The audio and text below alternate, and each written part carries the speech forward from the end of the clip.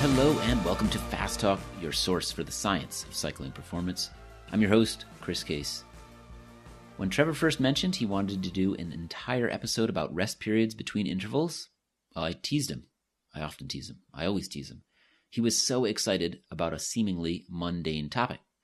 Little did I know we would have such a compelling conversation with today's main guest, the lead physiologist at INSCYD and a previous guest on Fast Talk, Dr. Sebastian Weber. So why is rest so important, and why are we having this conversation? I think it's safe to assume that when most cyclists design an interval workout, we focus most of our attention on the length and the intensity of each interval rep. The recovery between reps, however, well, that's often an afterthought. Sometimes it's flat out ignored, which is a mistake because the length of that recovery period has a dramatic effect on what energy systems are used from one interval to the next. Take, for example, 2 interval workouts performed for the same length of time and at the same wattage, but one is done with 20 seconds of rest between reps and the other is done with 5 minutes between reps. They will be dramatically different, particularly in terms of how the wattage is produced for subsequent reps. We'll emphasize that fact again and again in this episode. We'll start today's show with a simple question, one that few athletes ask themselves. Why do we have rest periods at all? Then Trevor and I will discuss the metabolic milieu that is perturbed during intervals and what happens next when we rest. For most of the episode, we'll talk about the different interval types and the appropriate rest for each. Everything from threshold intervals to VO2 max intervals, from 2 and 3 minute intervals to Tabatas and sprints. Again, our main guest is Sebastian Weber of INSCYD, and we'll also hear from national road champion Ruth Winder and physiologists Dr. Stephen Chung and Jared Berg. Sebastian has created a webinar that will complement this episode as well, so please visit the show notes for this episode for a link to that presentation. Find it at fastlabs.com/fasttalk113. Who knew rest was so important? Well, Trevor did, and after this episode, you will too. Let's make you fast. Well, it's great to have you back on the program, Sebastian Weber. It's been since episode 73, I believe it was. We also had you on for episode 67, where we talked about some of the metrics you have worked to create at INSCYD, VLA Max, and other things. So welcome back to the show, Sebastian. Yeah, thanks for having me again. And so we were just talking offline, and we were asking you how you were getting through these times, and you said, oh, no, I've been busy. So you said there's been some big changes at INSCYD. Did you want to tell us a little bit about what you're about to launch? Well, yeah, I mean, we did actually work on a new technology for almost 2 years. I'm personally pretty excited about it because I think it's the first tool ever out there in terms of performance assessment, which is actually allowing you to combine data of different sources, so lab data for your VO2 analyzer, lactate data, or just power duration data, which most of your listeners will be familiar with, I guess. So it's called the Power Performance Decoder because obviously we needed to find a fancy marketing name here. It can work completely on remote data, and it works, as I said, in combination with lactate data, just as you like, right? And we've been through some extensive testing with some WorldTour cycling teams and some coaches, and obviously did our homework in terms of validation. And we just launched, I don't know, approximately 3 weeks ago-ish. And therefore, it has been very busy, obviously, to get this out, to roll this out, and then afterwards, obviously, to get all our users and all our coaches, and especially all the professional teams and organizations, federations, getting up to speed on how to use it. And just to point out to people, if they're hearing cowbells in the background, if they're hearing birds chirping in the background, it's because you're at home in Switzerland near some farmers and just enjoying the day or the evening for you. Exactly. Yeah, that's what it is. Hope that's not too annoying. Sorry. No problem. Well, yeah, today we want to talk about something I don't think too many people do address. A lot of athletes have come to us asking the question, how long should I rest? How much should I rest between intervals? What difference does it make if between my threshold intervals I rest 30 seconds or 5 minutes? Should I always do the same type of rest between intervals? So we really want to answer some of those questions. And maybe first we should address the question of why there's so little research out there about this very question. You're asking me why there's not so much research out there? I don't know. There's some fundamental research, basically on muscle energetics and pH levels and so on and so forth. And I think what often happens that we maybe look too much on the when we search for things, we maybe search too much on the applied science side of stuff, right? Where you look for, can I find a training study where they used different training interventions? That's great. And I think, I also don't have, from the top of my mind, many studies that I can remember which look at the adaptation in terms of, the training stimulus or the benefit you get from altering your rest intervals. But in terms of the mechanics, what happens during the resting, I think that's some basic physiological knowledge which is indeed out there. This was something that Chris and I were talking about before. What is physiologically the purpose of having the rest? So to really simplify this and oversimplify this, let's take a standard interval like 5 by 5 minutes. Let's say you do those intervals at 270 watts. Why not just do 25 minutes at 270 watts? Why have intervals? Why have the rest? Well, that's an excellent question. And for me, the blind spot really here in scientific research is, and there's not a lot, there's a little bit, but not a lot, is to compare intervals versus steady state exercise, so to speak, or steady exercise, constant load, for matching workload. Because most studies deal with, we compare whatever long, slow distance training, so constant workload versus interval workload, but then it's not matched in terms of intensity and time. So one question that I personally find very interesting here, if I'm at this, is looking at, is the training stimulus different just because we alternate the intensity, so to speak, even matching workload and matching intensity. That's one thing. And then the other question: what is the purpose of the rest? What is the purpose of the off phase? I think that pretty much depends on the kind of interval training that you're doing. Are we talking about sprint intervals or longer intervals or whatsoever? Originally, obviously, it comes from the idea. Let's say you say I want to spend whatever 10 minutes or 20 minutes total at power X. Let's say 300 watts or whatsoever. But I'm not able to do it continuously. Then the original idea, I think, comes from I just break it up, right? I just break it into different snippets or different pieces, and therefore I'm able to complete the total work, the total time, let's say 20 minutes. I just need to break it up into 5 reps, for example, right? So that's obviously the benefit, that I can get higher and longer work done, so to speak, by breaking things up. A while back, Chris and I had a chance to talk with Ruth Winder, the current American National Road Champion, and we asked her this question about rest periods and intervals, and why do them. Interestingly, well, she certainly recognized there's a physiological value to them. For her, it was almost more about motivation.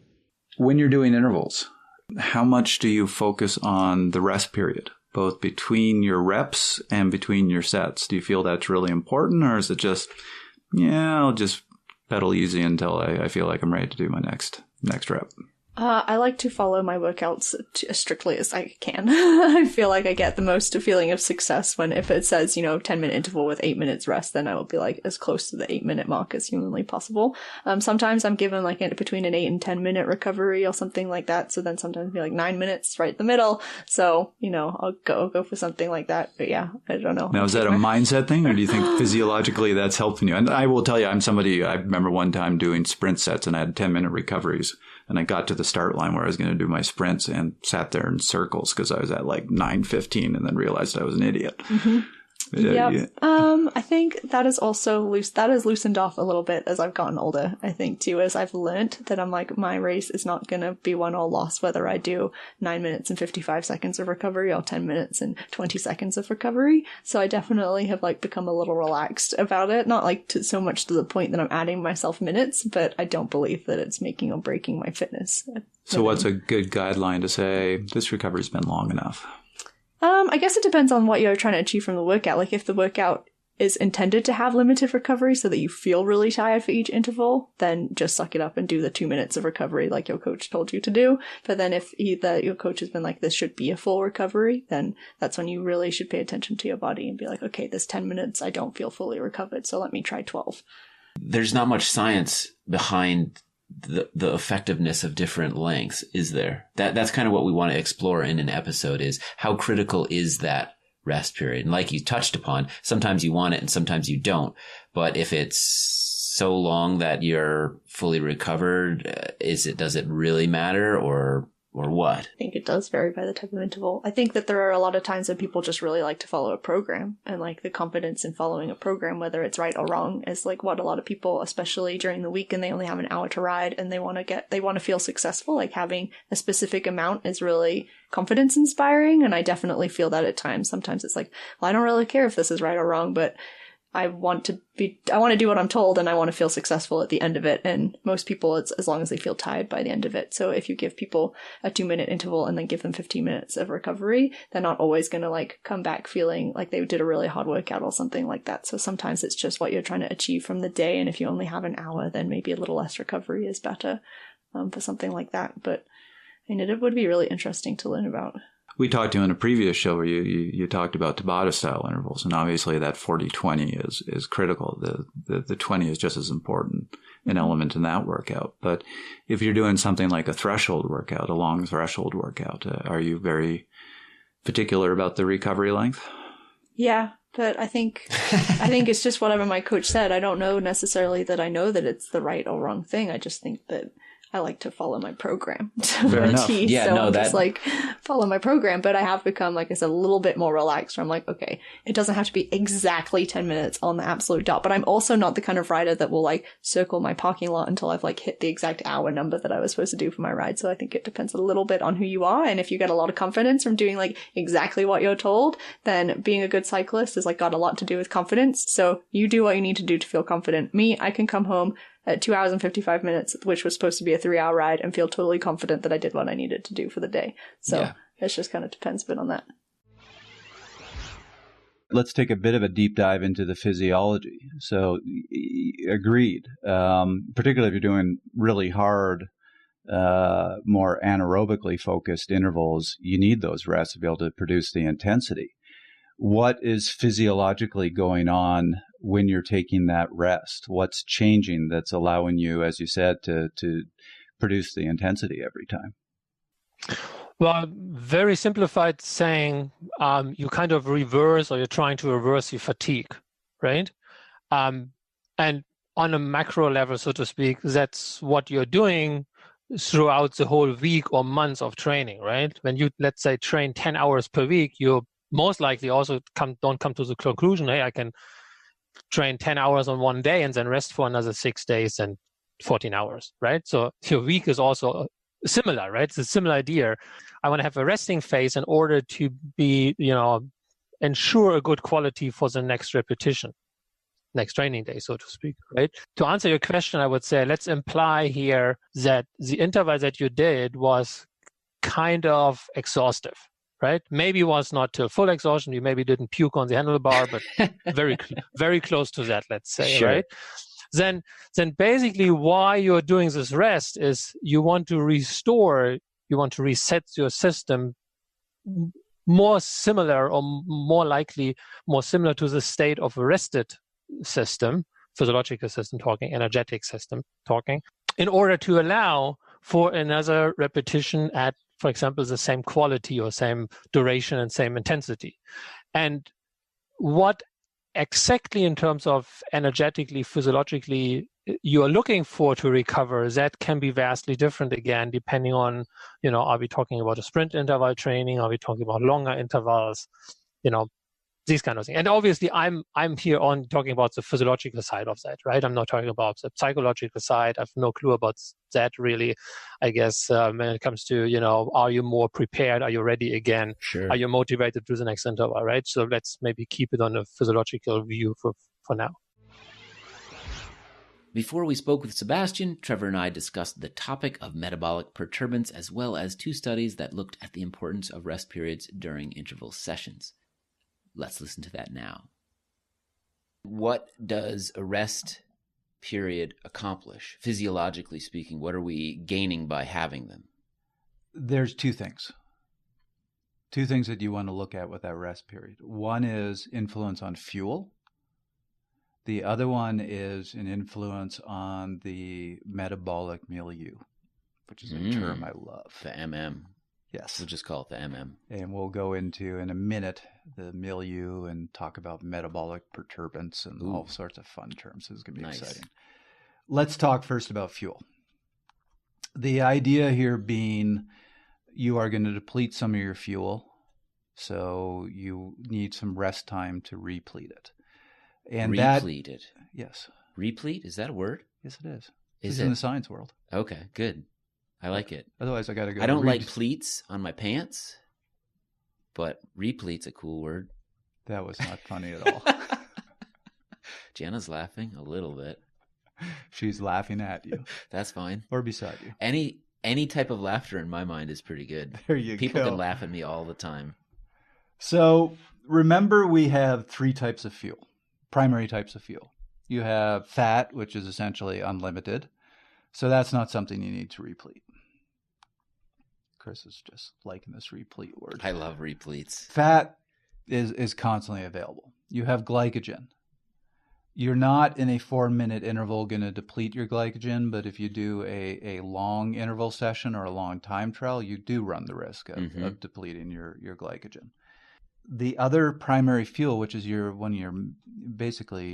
main short anaerobic fuel, is phosphocreatine. Mm-hmm. And you deplete that very quickly.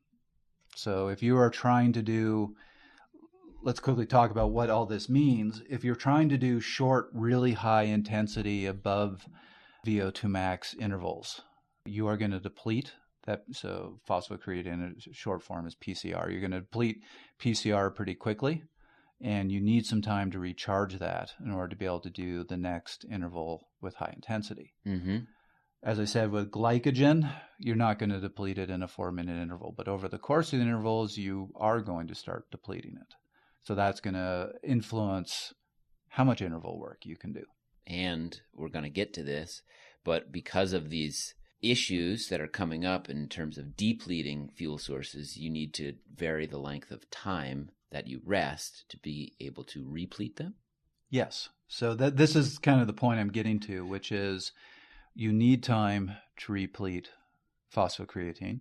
It has a 2-stage recharge that I'm not going to go into the details of, but basically it is mostly repleted in about 1 to 2 minutes. Mm-hmm.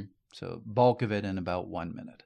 So if you're doing that high intensity work and you want to make sure you have full PCR storage, you need at least a minute. You're probably better with 2. Flipping it around, like I said, fat is unlimited. But there is where you burn fat is in the Krebs cycle.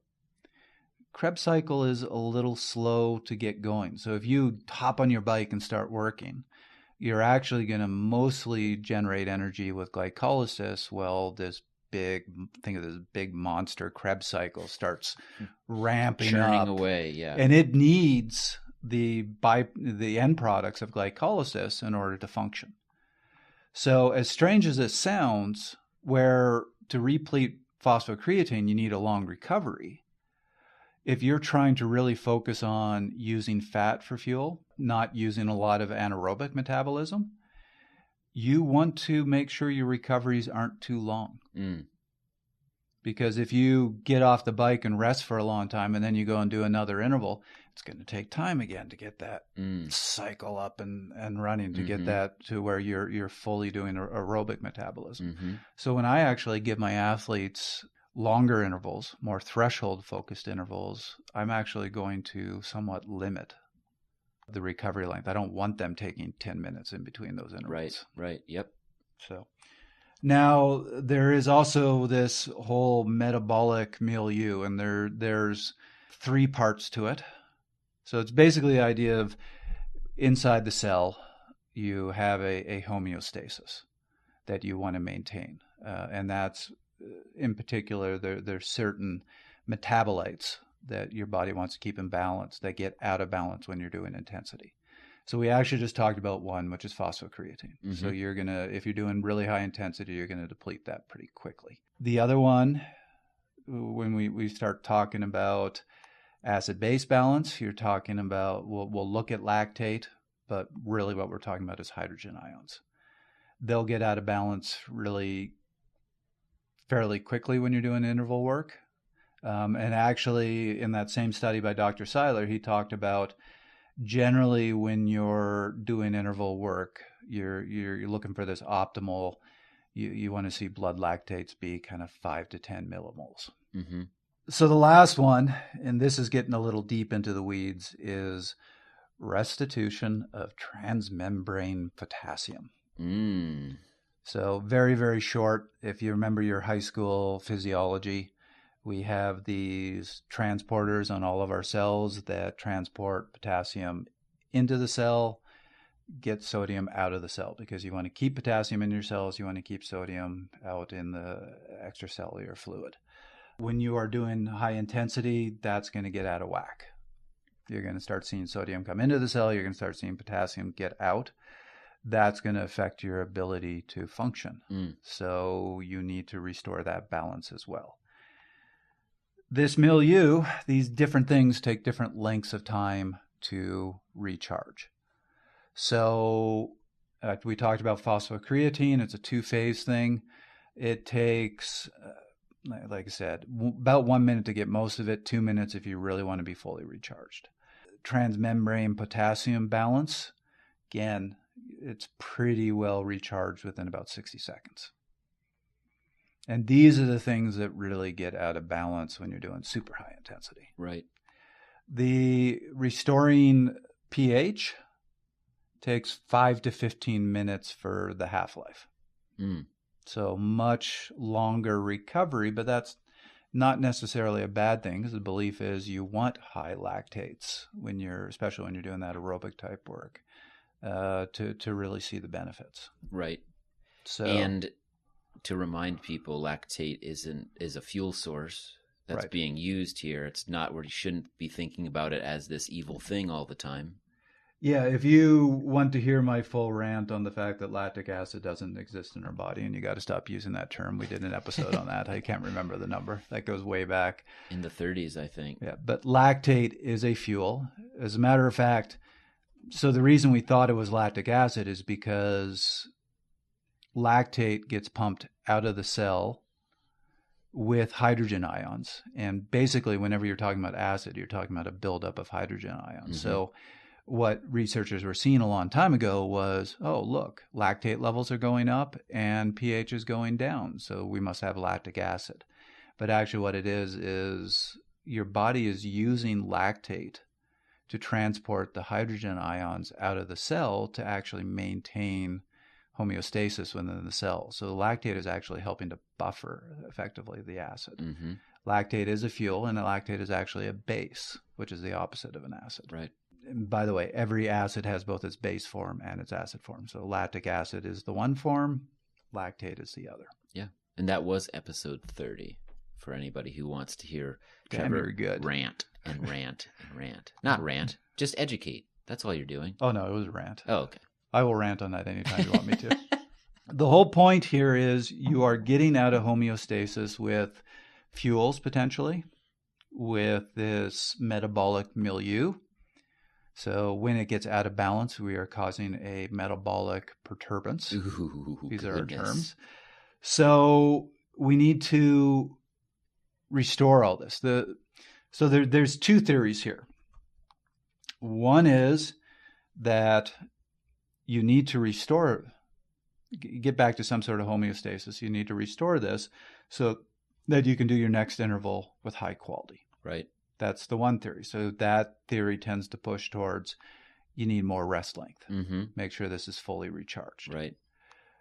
Another theory, which has been around for a long time, and is probably the one that, at least in the research I was reading, I saw more, is no. Remember, fundamental principle of training is you need to cause a stress, big enough a stress that it promotes training adaptation. So the belief was you want to actually promote these perturbances. The bigger the perturbance, the bigger the stress, the higher the training adaptation. So if you look at it that way, you say you want long enough an interval that you can continue to do the work, but otherwise make it as short a rest period as possible so that you're not fully restoring homeostasis. Right. So the belief there would be, if you're doing really high intensity, you probably want to restore phosphocreatine so you can do the intensity.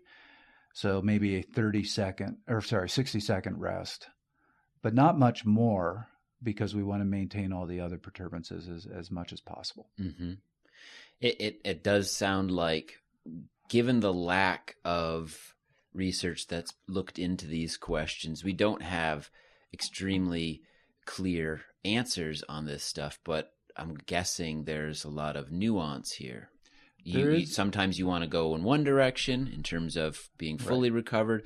Other times you want to give your body limited rest, so you maintain a perturbance so that you then increase adaptation, or that's the goal. What I have found interesting is the few studies I did find on rest lengths, there were one or two that said, there was some benefits. It was normally, if the rest is too short, you'll lose quality, and it's not as good an interval session. Mm-hmm. Beyond that, most of them are saying, we're not finding a big difference. And one of the ones that I found the most fascinating that really talked about this metabolite perturbance, they actually set up a study with two different rest lengths. So they were having athletes do 2-minute intervals, and then one group was doing 1-minute rest lengths, another group was doing 3-minute rest lengths. And I have to call out this study. I really admire them. They used all female subjects, which is rare. Mm-hmm. We talked about that in a previous episode, that most researchers go with males because, frankly, males physiologically are simpler. Mm. But that's not a good reason. Yeah. And we do need to study women. So I fully admire them for saying, let's do a study with women looking at the effects of this. So kudos to these researchers. So this is a study from 2013 in experimental physiology. And they looked at lactate, they looked at hydrogen ions, they looked at ATP levels, they looked at phosphocreatine levels, a few others that we didn't bring up, and I'm not going to bother bringing up, but it was good study. They found that the group that did 1-minute recoveries had a much larger perturbance in all these metabolites. So you saw higher lactate levels, you saw higher or lower pH, so basically bigger acid buildup. You saw greater depletion of phosphocreatine, like everything. They were really hitting the system versus the group that was doing 3-minute recovery lengths. They had these two groups do these intervals for 5 weeks. At the end of the 5 weeks, both groups saw big improvements in threshold power and VO2 max power. Basically, they all got a lot fitter. Sure. And there was zero difference in their adaptations. Even more interesting, so going back to those two theories, one of the things that we look for is you want your body to improve its ability to naturally return these things to homeostasis. Right. So if you want to perform in a race, you don't want a big acid buildup. You don't want to have depleted phosphocreatine. You might want to cause that in interval work to produce an adaptation, but you want in a race, if you do a sprint in the middle of a race, you want to recover quick. Yep. So you want to see your body be able to return to homeostasis much quicker. So their actual hypothesis was the group with the shorter recovery would see greater improvements and be able to return to homeostasis. Also completely not the case. Didn't see it. And you said 5 weeks The interval sessions were always the same. The only thing that changed was the recovery one length group was 1 minute intervals. and the other group was 3 minutes. Do you think that those two rest periods were too close together? Like they should have done a 30-second group and a 5-minute group or something like that, spread it out a little bit more? I think it's what you need is a lot of research. Sure. Trying all these different things. And that's one of the issues is there's so little research. It would be great to have one that does 30 seconds, 15 seconds. I did find a few that said they were studying recovery lengths where they did those shorter. What about a 15-second recovery? What about 30-second? What about a 1-minute recovery? One did find some differences, but my issue with that one study was they also altered the interval length. Oh. They were doing 1-to-1 on all of them. So they did a 15-15, a 30-30, and a 1-minute. Right. And then said, oh, look, there's differences. So the recovery length makes a difference. You go, but you modified two variables. Yeah, that doesn't make too much sense there. So this was one of the few that I found where they said, no, the actual intensity portion is going to be the same. The recovery length is going to be different. The other study was actually that Dr. Seiler study where they had them do 6 4-minute intervals. And then they had groups do either a 1-minute recovery, a 2-minute recovery, or a 4-minute recovery. And what they found was between the groups doing the 1 and the 2-minute recovery, the groups doing the 2-minute recovery were able to do the intervals at a slightly higher intensity. Mm. Now, this was not a do these intervals for 5-week study, so they weren't able to look at long-term adaptations. This was just looking at the effects on their ability to perform the work. Mm-hmm. They found actually no difference in the group doing 4 minutes. More interestingly, they had a 4th session where they allowed subjects without being able to see a clock to self-select recovery length. Mm-hmm. And it worked out to 118 seconds. Wow. So almost exactly 2 minutes. Interesting. So the gist of their study was, and they again brought up all these different this metabolic perturbance, pointing out that the PCR and the potassium imbalance both restore within about 1 minute to 2 minutes. Lactate and acid balance take much longer. So really, you're probably going to be ready to go after about 2 minutes. Chris and I talked with Jared Berg recently, the former lead physiologist at the University of Colorado Sports Medicine and Performance Center. Before we take a deep dive with Sebastian on the appropriate rest length for various interval types, let's hear a quick summary from Jared. Does the rest between reps really matter, or is it just making sure you're recovered before you start the next one? Like, does a minute versus 2 minutes versus 30 seconds, does it really matter? It does matter, and I want to understand more about that. Right? And so Molly Brewer, my colleague in exercise physiology here, we do a lot of the same testing and work with athletes. We've thought about trying to just, get some people in, having them do, an interval just, above threshold, and then coming back and doing some time at the very top of aerobic threshold, right? And see what lactate does, see what's happening metabolically, see if we can train someone to shorten that rest interval need. And then also maybe looking at, big over-unders are a popular set. It'd be really fun to just sort of play around looking at what does an over-under look like physiologically? Does somebody actually get under after they're over? Right. It's just things that, maybe have been done in some labs, but I just haven't seen the research on. It'd be kind of fun to play around with that. Yeah. So what would be some guides you would give on rest length between reps? So if you're going above threshold, I feel like, and you're approaching sort of VO2 max interval, I think rest could be equal. I mean, just a general guideline. So if you're doing a 5-minute rest. Exactly. 2 minutes, 2-minute rest. Right. If you're going above VO2 max, right, because we can go above VO2 max with efforts, then we're looking at double time rest, 1.5 to double time rest. So you go, for a 30-second all-out sprint, then you're probably going to want to rest a couple minutes, right? That's even more than double time. Okay. Right. And so if we look at the metabolic systems, right, in about, some of us can recover from a 30-second effort in about 4 to 6 minutes. If you want to really get a maximum 30-second effort, you probably need about 4 to 6 minutes of recovery, depending on your person. If same thing for a max 10-second sprint, right? But we can recover from sort of a VO2 max sort of effort, in about equal time. What about a threshold effort? Threshold effort, I feel like now you're getting towards, 3/4 to half time the interval length for rest. Okay. Yeah. And then anything sub-threshold, like sweet spot, it's more rest just to keep your mental clarity and focus. All right. Well, let's get into a deeper discussion of the different types of intervals and the importance of rest between those intervals. And let's start with long intervals, say greater than 4 minutes in length. So what systems there are we targeting? What do we want to talk about here? What bring in some of the metabolic perturbants that we spoke about earlier? What's going on in those longer intervals that you need to address with your rest periods? Sebastian? It depends on what kind of intensity we are talking about. So when we describe an interval, we should be really precise, not only in the duration, because obviously I can do 4 minutes, for example, at threshold or slightly above, or I can do 4 minutes or whatever, 5 or 6 or 8 or whatever, till exhaustion. And that changes a whole lot, actually, right? So the question is it just threshold intervals or slightly above threshold? And therefore the break is maybe a little bit like the rest period is maybe a little bit more for convenience, right? Because I obviously could continue longer.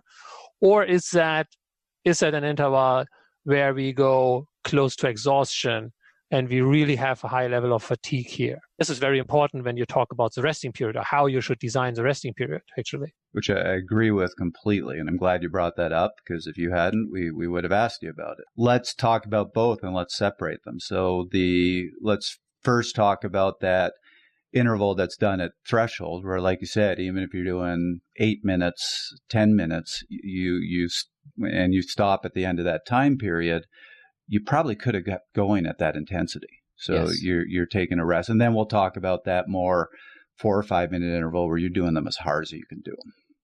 So let's start with that more threshold type interval.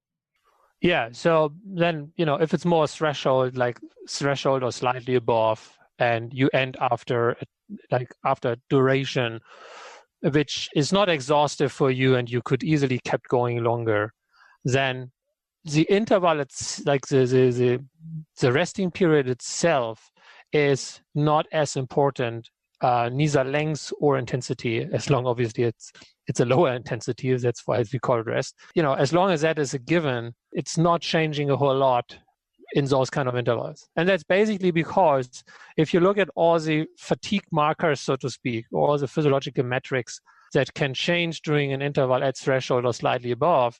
So, for example, accumulation of lactate, decreasing pH levels, decreasing creatine phosphate concentrations. There's not a lot happening. So all these metrics, they don't change a whole lot. They start to change a whole lot when you exercise above threshold. So when you're at threshold or just slightly above, then the resting period, again, is a little bit more maybe for convenience, maybe because you want to see a big alternation in heart rate levels, which, is a fair thing to do. So that's a little bit of the question. And then it's not really that important how you do that. So we mentioned earlier that 2005 study by Dr. Seiler talking about rest lengths. And one of the things he brought up in that study is this type of work, you really want to keep your lactates high. That his feeling was you get greater adaptations if you're doing these intervals and your lactates are up in the 4 or 5 millimole range, is I think what he had in the study. But also, as we talked about earlier, it takes a long time for your lactate levels to return to normal, 5 to 15 minutes. So you don't want to have such an insane length rest period that your lactates come down. Mm-hmm. But you can take a few minutes. Sure. And lactates are going to stay high and you're still going to get those gains in the next interval. Would you agree with that, Sebastian?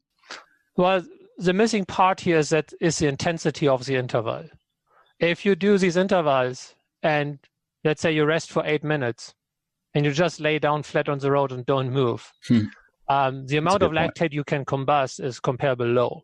And everybody knows that by feeling, because when you get up, into the next interval, your legs will feel pretty heavy, obviously, right? Yeah. So that's obviously a question.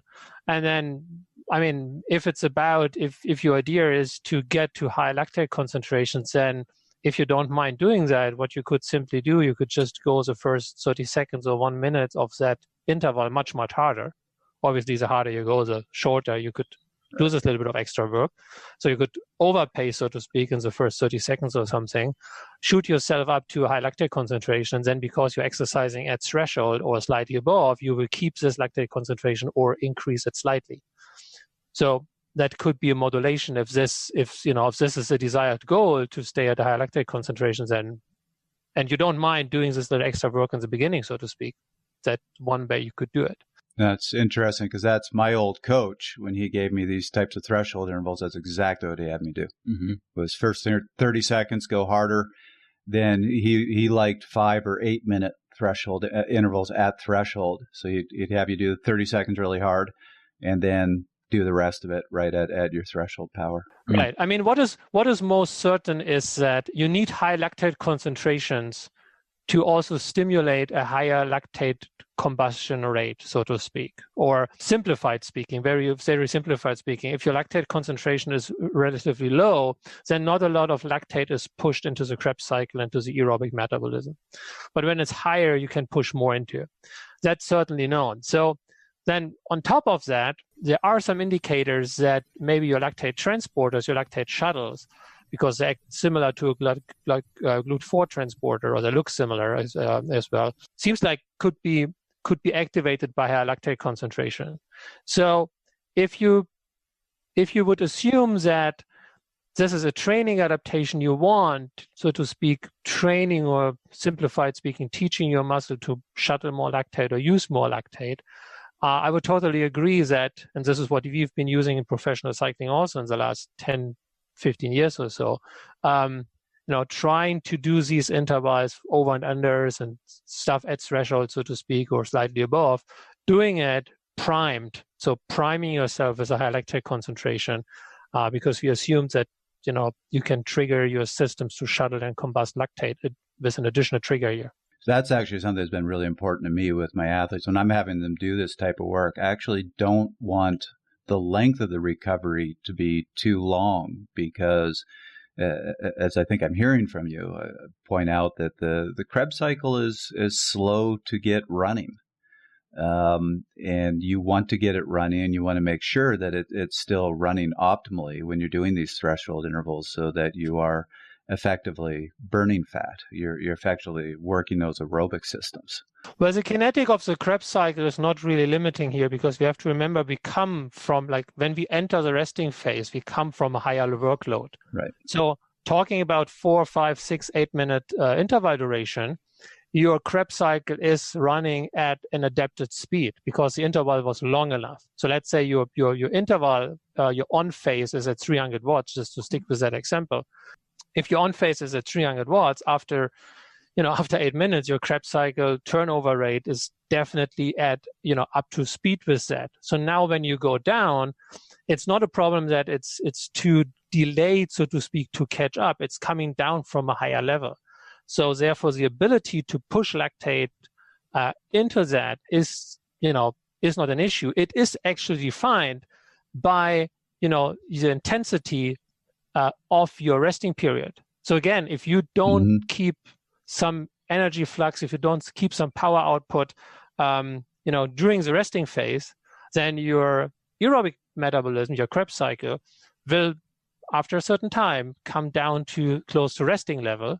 And therefore, the ability to push lactate into that for combustion is relatively low. And that's something, don't need to go into the marketing stuff here, but that's something we have like that is, for example, one of the key metrics or one of the key graphs which most of the INSCYD using coaches appreciate a lot, that you can see at which power output how much additional lactate you can push into the Krebs cycle for recovery. But this goes back to what you were saying before, which is what I'm basically agreeing with, is when you're doing this type of interval and you get to the rest phase, you want to keep pedaling.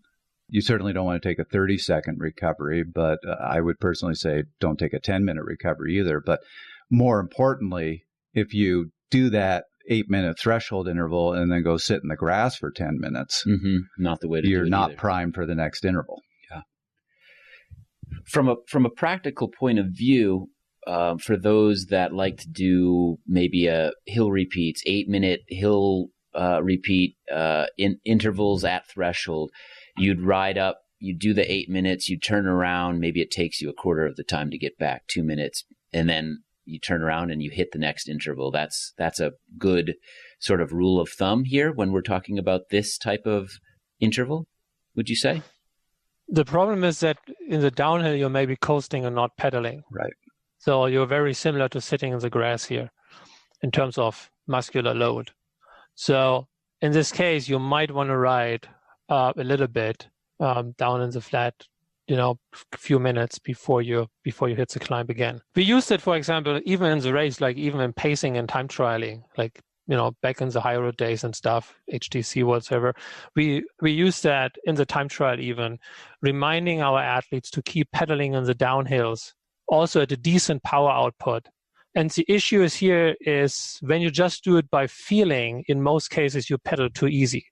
Like, especially for professionals, the workload they have, the intensity where they combust the highest amount of lactate or at the highest rate is actually a decent intensity. Therefore, you need to remind your guys to it, but it works really well. So you can, not even use it in training. You can use this information and this knowledge also to make a better decision on your pacing in a time trial. We talked about there's two types of these long intervals. Before we jump into that all out, when we're talking about this threshold, these intervals where you're trying to do them right at threshold, what do you feel is an appropriate length recovery and an appropriate intensity for the recovery?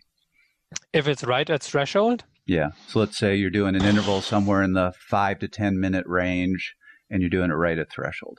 Well, honestly, then, it is physiologically speaking, from the muscle energetics point of view, it's not that important. My personal opinion is I would have the guy doing something like 5 minutes at whatever 50% of threshold as a rule of the thumb.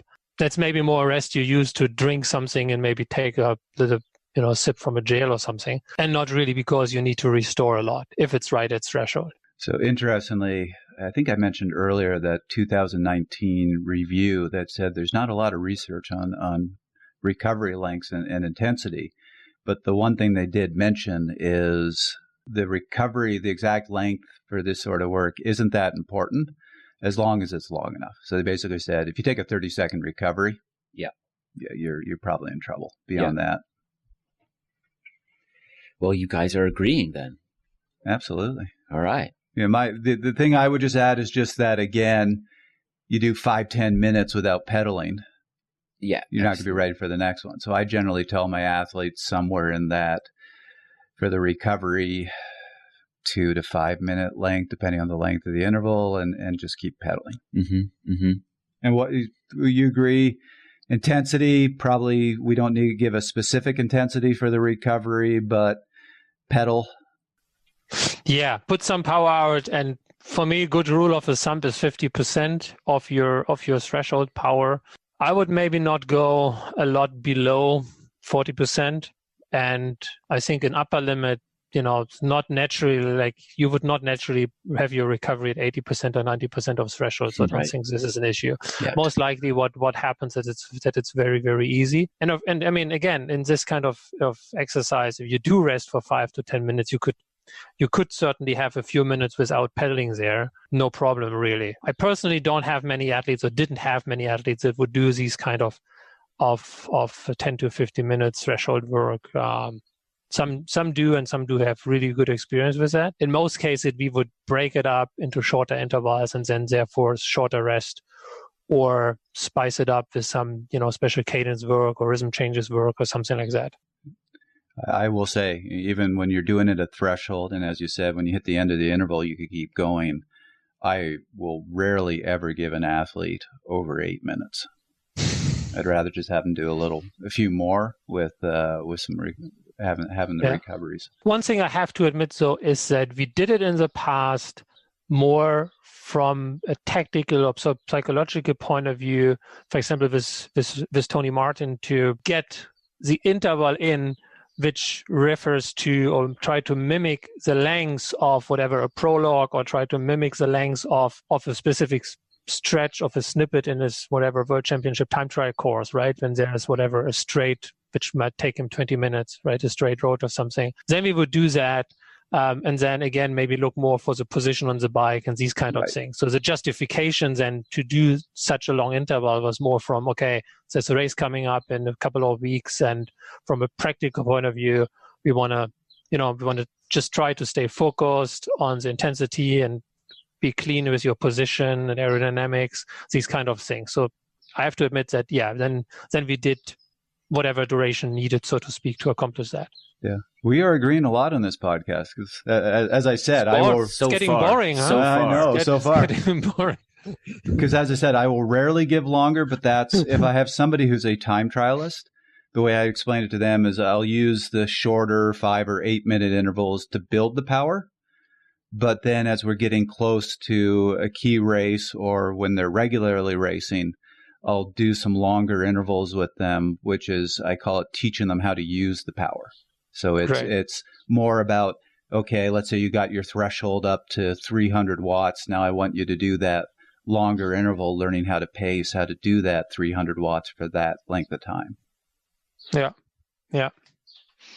Yeah, let's stop being so boring and let's talk about a different type of interval here. Let's talk about the all-out but long interval. Say it's a 5-minute interval and it's full gas.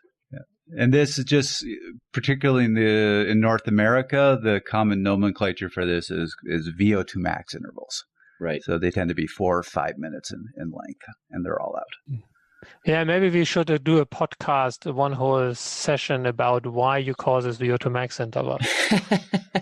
There's a whole bunch of terms that just have become the terms that you could really dive into. And well, we won't refer. We don't have to refer to them as such, but let's just define them as 5 minutes in length and all out. Yeah. Yeah. So I'd say 4 to 5 minutes, and it's, you should be bleeding from the eyes by the end of that. Okay, so let's assume you do that. And let's don't touch on it why you do that, or maybe why you don't do that. Talking about the recovery, right? Yes. The issue is here, and that's the main issue with recovery periods, is that you are maxing out different systems, right? You're maxing out your creatine phosphate stores because those will be depleted at the end of this exercise. You are maxing out your pH levels in terms of decreasing those. You will most likely maxing out your lactate concentration, which you can handle, so to speak, simplified. You're maxing out your VO2, obviously, that's part of it. And the issue with the rest period is that you have now different systems you need to recover, and they have different time kinetics, how long it takes them to recover, and they have different intensity at which they recover the best. And this becomes the complicated thing here, so to speak, if your intention is to bring back all systems to full recovery, which is needed if you want to at least try to repeat the same exercise, right? So let's say if you create a session here, to be more precise on what kind of intervals you're talking about, if you create a session where you say, I go the first one full out, and then I use this power as a reference for the following 3, 4, I don't know how many reps you want to do, and use this as my reference point and try to hit the same number. If this is what you're doing, then you need to recover and restore all those different systems. And again, they recover at different durations, at different intensities. And this is a tricky part here. Again, going back to that Dr. Seiler study, interestingly, they didn't really find a difference between 2 and 4 minutes. And when they had a group self-select their recovery length without being able to see a clock or anything, it averaged out to 118 seconds, so basically 2 minutes. Yeah, and this goes back to our discussion about the perturbance and what Sebastian is saying now, that one system takes X number of seconds or minutes to fully restore itself. Another system takes a different length of time. And you might want to have them all restored. You probably do want to have them all restored, but if you don't do them the right way, one might be fully restored, another might be 75% restored. So that's why it gets pretty complex. Is that what we're saying here? Yeah, it is pretty complex, but on the other hand, you're talking mostly about two systems here, right? For the studies that you just cited. You're just talking about the phosphocreatine system, and you're talking about the lactate system, and therefore the pH values. And the results you just cited or summarized here are not really surprising, because in this study, the intensity in the recovery phase was comparable low. Like it was basically like a fast walking, right? Right. And this was runners, we should mention. Yes. Yeah. Okay. So this was runners, and they ran at 5 kilometers per hour, I guess, for the recovery it was. And this is a good walk, right? Yeah. So at this intensity, the rate of lactate recovery, so the rate per minute, per second, whatsoever, how much lactate you can clear from your system in the muscle is relatively low, especially in this population he had there. Walking for 2 minutes or for 4 minutes doesn't change a whole lot here in terms of the lactate. Right. Right? It's not a huge difference. We are maybe talking about 0.5 millimole or something-ish, like ballpark. And what happens at this low intensity is that you will recover your creatine phosphate stores in the first approximately 1.5 to 2.5 minutes, depending on, mostly depending on how good you are aerobically. So how big is your aerobic engine? How big is your VO2 max? So therefore, it is no surprise that you don't see a difference between the 2 and the 4, no significant difference between the 2 and the 4 minutes recovery. Because basically, the recovery of the creatine phosphate system will not change significantly between 2 and 4 minutes.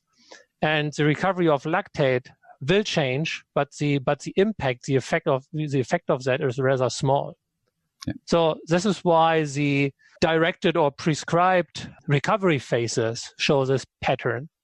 And then the self-selected one is also refers to the same mechanics, basically. The self-selected one is because you feel recovered or you feel better when your creatine phosphate system is recovered or is replenished. We just talked about before, talking about those long intervals that, for example, in the pro cyclists, but also in amateur recreational cyclists, the self-selected intensity for recovery is most likely never too hard, but if so, too easy, right? And that's the first thing that happens when you do a hard interval. And your best recovery rate for recovering lactate is, let's say, 180 watts. Your threshold is 300. You do your threshold intervals. Or even after those 4 or 5 minutes, it doesn't feel good. It feels pretty ugly, so to speak, to jump from 300, 400, 500 watts back to 200. It feels much better if initially you just stop pedaling, right? Or just pedal with 50 watts or something. Mm-hmm. And the reason for that is because the force your muscle can create is related to the creatine phosphate content. So when you replenish your creatine phosphate, and again, this process is, it's not linear, right? But you're close to the maximum replenishment of creatine phosphate, again, depending on your oxygen kinetics and VO2 max, approximately after 2 minutes. So after that time, you feel strong again. And therefore it's natural that athletes will repeat in the next interval or are more inclined to restart again. And if you want to have an idea on how this feels like or what's going on there, just imagine, and this also tells a story about how quick this process is. Imagine you're riding very, very hard, like in a bunch or something, right? You're almost riding at your limit. And it's about to do a little attack. It's about to go out of the saddle and push hard for just a few reps here. Imagine doing this when you're on your limit versus just stop pedaling for 2 seconds, right? If you just leave out, so to speak, a few pedal strokes, preparing for a sprint or just a little attack, you will immediately feel a little bit stronger. And this is the fast first phase of creatine phosphate recovery. And again, the force that you can produce, and therefore the torque, and which is obviously important in acceleration, depends highly on the phosphorylation of the muscle cell, which is creatine phosphate restoration. So, yeah, these findings make absolutely sense in terms of muscle energetic. And I'm going to just say, so you said if you do these intervals, you feel better if you just stop pedaling afterwards and fully rest. Part of the reason I don't like giving these intervals to my athlete is I'm going to take that a step further and say you feel better if you do these intervals right, if you run into the woods and get ready to your lunch. These are not fun. And I'm actually, I get the sense you do not like this type of interval. I would love to dive into that just for even a couple minutes. Yeah, educate the North American listener as to why you don't like these, why these are not effective in your mind. That's the sense I got as well. I didn't say that I don't like them. No? Okay. No. No, I'm just, I just struggle. It's just difficult to talk to people about VO2 max intervals because there's two assumptions in here. One assumption that most people have when they hear VO2 max intervals, they assume that this is the only way or the one way to increase your VO2 max, which it isn't. Right. And then the second question is, and we had this running up for this recording today. What is the intensity? What is the intensity that describes VO2 max? And this is where there's a lot of misunderstanding, and therefore, I'm just very careful about these intervals because I first would like to understand what are we talking about here, right? Are we talking about the intensity, the power output, the energy turnover that equals VO2 max? Or are we talking about an intensity at which you reach VO2 max in any kind of incremental step test, REM test, all-out test whatsoever, right? Like, is it a power output associated with you recording your VO2 max and whatever setting? Then we are linked in this definition. We are linked to the testing protocol, right? So that's my difficulty here. And then in terms of doing it, well, I have no direct offense against it. I'm a little bit biased here in terms of when you do these kind of intervals with professional athletes, and I have to admit that obviously I'm biased here. My mind is more with this. That's no offense. It's just because that's what I did in the past years. I mean, I've coached more amateurs beforehand, but in the recent past. And anyway, when you do these kind of intervals, where you really go all out for 4 or 5 minutes with professional athletes, it's a very, very uncommon thing. And the possibilities that you crack your athlete is quite high. I know that it's different with amateur recreational athletes, and most likely most people don't really go all out. Like they don't, maybe you only go to 90% or whatever of maximum. But that's why I'm a little bit careful with that, right? Because the high intensity and maxing out the duration is, to say the least, a difficult combination, I would say. Yeah, that's actually, and damn it, we're agreeing again. I was hoping to have a little bit of back and forth, which would have been fun. But the issue I have is I do agree with you. Most people can't get into the lab and do a VO2 max test. So when you talk to people about VO2 max power, the common definition is it's your peak 5-minute wattage. And if you think of it that way, anybody who has gone out and done a proper test, all out 5 minutes, hit the highest power you can for 5 minutes, knows you're then dead for the next 20 minutes. Yeah, those are pretty awful. It hurts. So to do that once will absolutely make you suffer. To then say, okay, now go do 5x5 of that, nobody can do that. Yeah. So you're always doing something a little below. And for a lot of people, because of how much that hurts, it tends to, in my opinion, be too much below. And then you're in this kind of in-between place. Right. I also personally don't love it because you're generating a lot of power aerobically, but as you said, you're also generating a lot of power anaerobically. And it's kind of in between. I would personally rather have an interval that really works lactate metabolism, really works your aerobic system, and then have another interval that just hones right in on that anaerobic system. Yeah.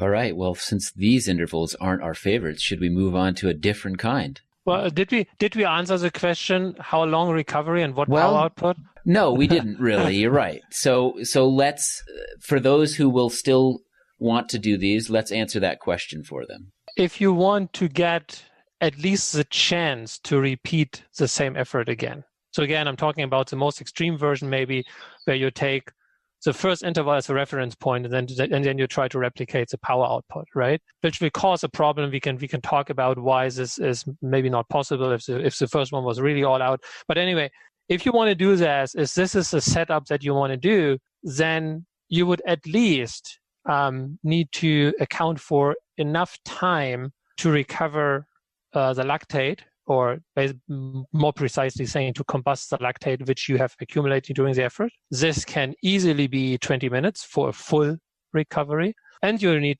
to recover your creatine phosphate system, where you just, have to, as Trevor said, sit in the grass for 2 minutes, as we, seen as an example in the Seiler study. The closest you can get, ballpark or rough idea, the closest that you can get in terms of full recovery is riding for, giving a ballpark here, depending on how quick you can recover it or how quick you can use the lactate which you accumulated and how much you accumulated, say somewhere between 10 to 25 minutes, pedaling at 50-60% of your threshold power, or 60 to 70, somewhere in this ballpark, depending on your metabolic profile, and then followed by a little bit of full rest. That's your best shot to replicate the same intensity again, because then you have at least those two systems completely recovered. And that, I must say, is probably very unlike what most people do. Right. But most people would do 5 minutes all out, quote unquote, all out. They'd probably rest for 5 minutes at most, and then do their second effort and third effort and fourth effort. And maybe my assumption that the first one is 100% all out, and then you're trying to replicate is not what's also what most people are not doing, right? What might be interesting though, or because what just Trevor said, I'm trying to set up an interval session which is trying to target as good as possible isolated one energy system.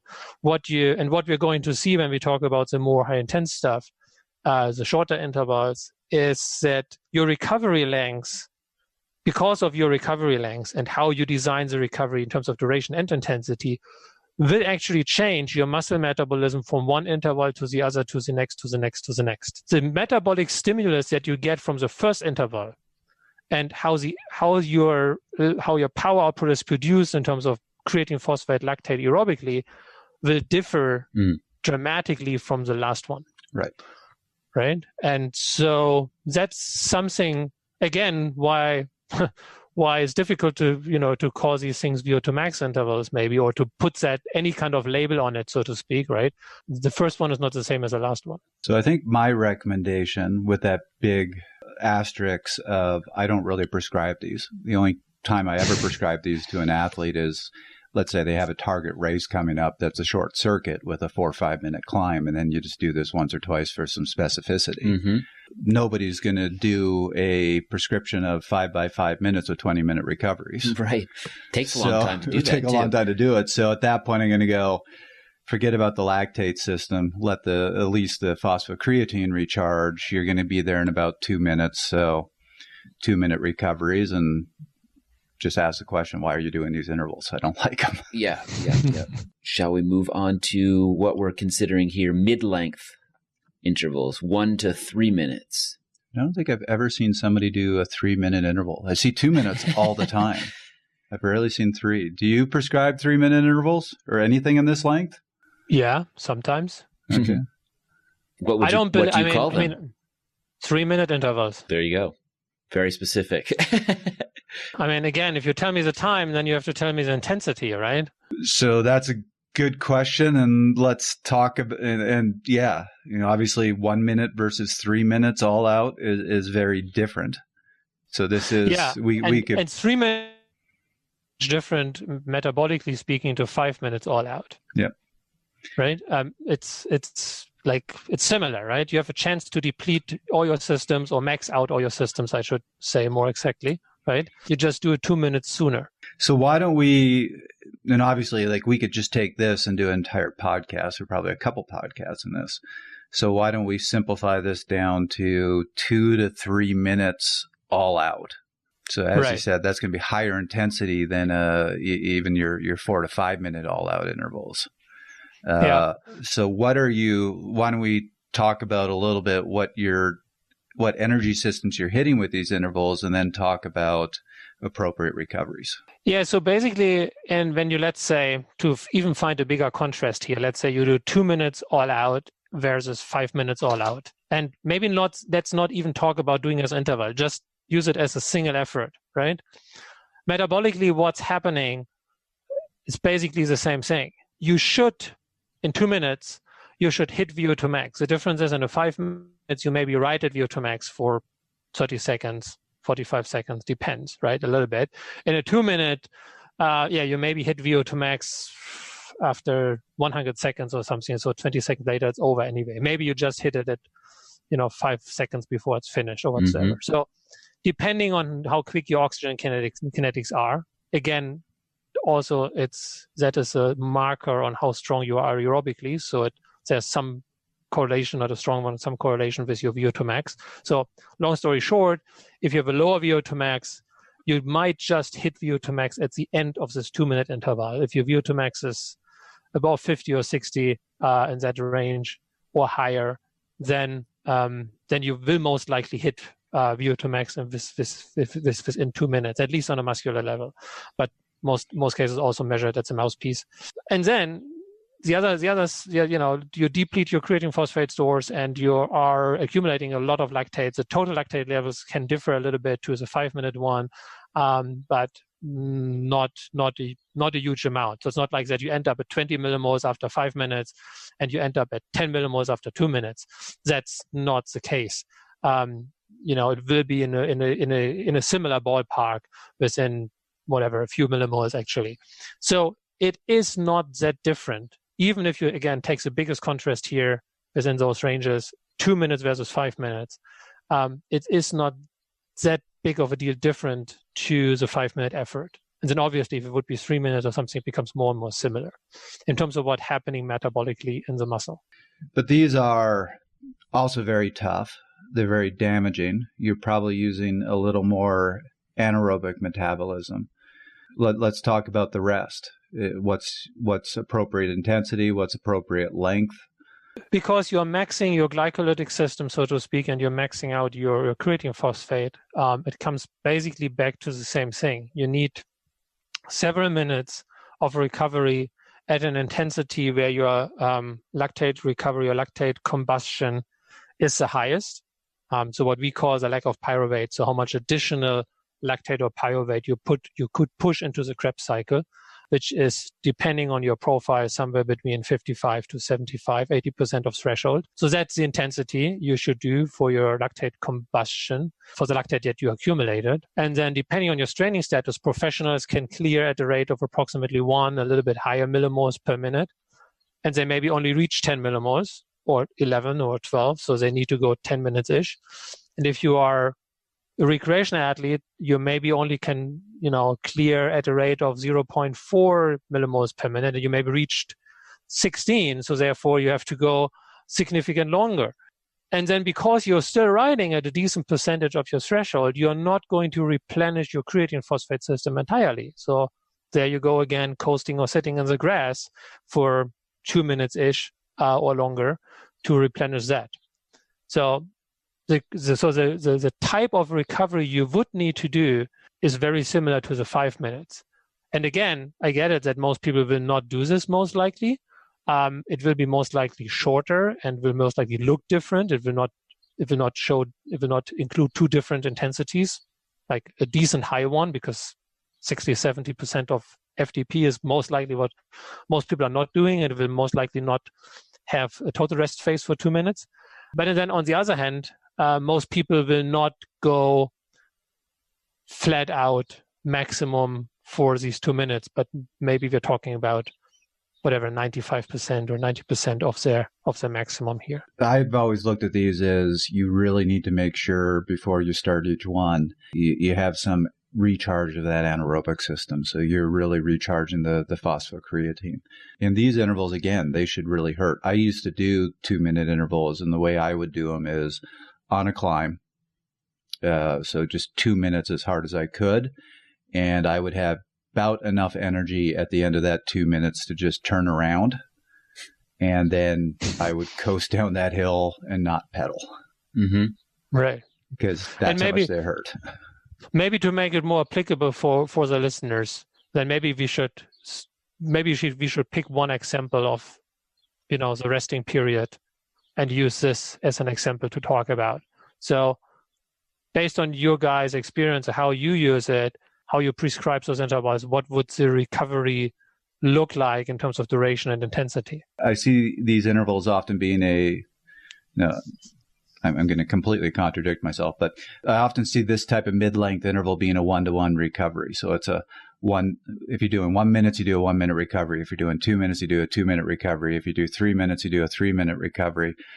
I look at it more as what we were talking about before. It takes about 2 minutes to recharge that phosphocreatine system. So to me, a 2 minute recovery is about appropriate. I tended, as I said, to do 2 minute intervals. So I did do a 1-to-1 ratio. But if I was doing a 1 minute interval all out, I would probably still do a 2 minute recovery. And is the power, do athletes replicate then the same power output during the interval, or is that drifting? Is that fading away? So I always try to target specific energy systems. So I'm a big believer when you do interval work, you want to try to maintain constant power. Like you should across intervals have the same power. I don't like looking at intervals where somebody does 400 watts in the first interval, 300 watts or 350 in the next interval. By the final interval, they're doing 275. To me, that's all over the map. They've blown up. It's not quality work. Yeah. Okay, I see. How do you feel? If you do, let's stick to that example. When you do 2 minutes hard, close to maximum, let's call it, right? Because if it would be maximum, you could not repeat it after 2 minutes. If you do 2 minutes close to maximum effort and then have a 2 minutes rest, that is too short to recover your glycolytic system. Or more precisely speaking, in the next upcoming interval, your glycolytic system will not be able to produce the same amount of energy for this 2 minutes. So therefore, percentage-wise, more energy has to come from the aerobic system and from the creatine phosphate system. And because creatine phosphate system is really limited and there's not so much power you can get from it in the 2 minute intervals, aerobic energy contribution is going to increase from one interval to the other. And this then also explains the mechanics why you cannot do it being at your maximum possible power output for each repetition. That's why I asked for constant power. If you want to go at constant power, you would need to go a little bit above the absolute maximum, because if you have maxed out your aerobic system as the first one, and maxed out your glycolytic system and maxed out your creatine phosphate system, and then in the next one of those systems is not recovered enough, so you cannot get the same energy, you cannot get the same power from that in the next interval, then your power output would have to drop. So in order to repeat the same intensity for a set of, 3, 4, 5, 6, I don't know how many intervals, the set intensity, the set power output for the interval itself cannot be the absolute maximum. Which is why when I prescribe it to an athlete, I usually tell them, if you're doing it right, so I'm talking right now about, say, the 2 minute intervals, 2 by 2. So I tell them, you're doing it right. That first interval should be really hard, but you should finish it going, I could have gone a little harder, or feeling I could have gone a little harder. Yeah. When you get to that 6th one, I want it to be at the same power. So I'm sorry, I always give them a set of 6. Right. When you get to that 6th one, you should be saying that was death. Mm. Yeah, that's it. Yeah. Don't want to do one more. Given the fact that after that first one, you're not going to, if you're only using 2 minutes as rest, that then you're having to generate energy in different ways for the subsequent intervals. Is there an advantage to that? Are you actually adapting in some way based on that?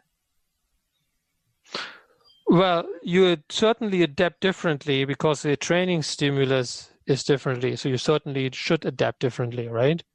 If this is an advantage, obviously, is a question of what was the aim for the training. Mm-hmm. So if your aim is that you trigger your glycolytic system to the maximum in each interval, then you failed.